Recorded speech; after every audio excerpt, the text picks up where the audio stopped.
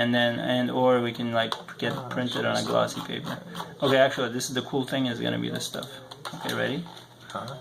So this is your heart in 3D. This is the right coronary artery. Okay. This is the left coronary artery here. This is the pulmonary artery. This is going into the lungs.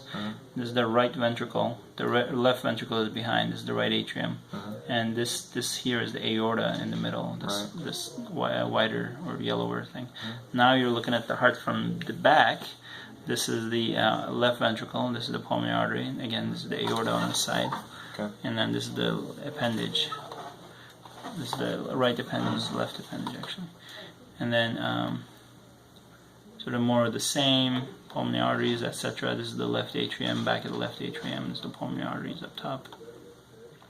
So now this is the coronaries, so this is sort of the trajectory of the coronary, and this is your coronary. You can change sort of the contrast, but I mean, you can sort of see it's usually plaque looks darker or calcium looks pretty bright, and you have, I mean, sort of fairly pristine looking vessels. Excellent. And there's more of the same stuff here. I mean, you can sort of see the resolution is not like, you know, resolution could be a touch better, I guess, but I mean at the same time, I mean, when you look at it, I mean it's really pristine. There's nothing really. This is the right coronary again all the way down. Excellent. And then there's no ounce of plaque, or not ounce would be too much, and there's no like any plaque basically. Now this is the LAD, this is the front, it's actually a really big vessel, and then you can sort of see the cross section in the middle here, and there's, again, no inkling of plaque anywhere. And this is sort of, you're explaining. Yeah, this is the more of the LAD here. Excellent. And then the last final vessel, and this is your left main here, that's open. This is circ is gonna come in, it's just sort of going away from the screen. So now this is still the LAD. Now this is we're into the circumflex, which is this vessel here, and then that also looks pretty pristine as well. I mean, so there's not much. So how is the left bundle branch affecting you then? It's not really. I mean, it's something that we're going to need to follow. You may have been, I mean, the reasons for the left bundle, maybe you may have been, maybe even like, it may have been like congenital thing, who knows, it may have been... It's a pretty bad car crash. Huh? It was a pretty bad car crash. Yeah.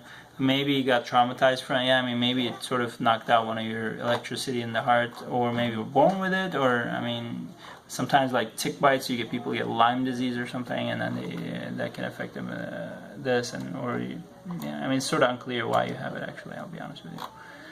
But the thing is, the most dangerous reason to have it would be to have it because of like a blockage in the blood vessel, and that the concerning thing would be with that would be the LAD, the front blood vessel, and that's the most important blood vessel to begin with, and that's just pristine. So that's really is not the case. So we just sort of ruled out anything really dangerous, I think. Excellent. Now this is the top, this is your back spine, this is your aorta, this is your pulmonary arteries, descending aorta. Now we're coming down gradually. This is where they were measuring the aorta touch on the larger side. I mean, it's like just above normal, which is something that will follow. These are the blood coronaries that are coming out, and they look really clean. But this is sort of where they were measuring that 3.9, 4.0 mark. Okay. And it's barely. Nowhere near like an aneurysm, I guess. It's borderline enlarged a little bit. It's nowhere near like an actual thing that would consider doing anything about it. I mean, I think we should check a so now we're into the left ventricle and the right ventricle. I mean, this is the right atrium, left atrium. We should check an echocardiogram, you know, next year, just to see him maybe if that's entirely unchanged, we'll check a repeat echo in 2 years after that, maybe keep doing that. But that's really it for the most part.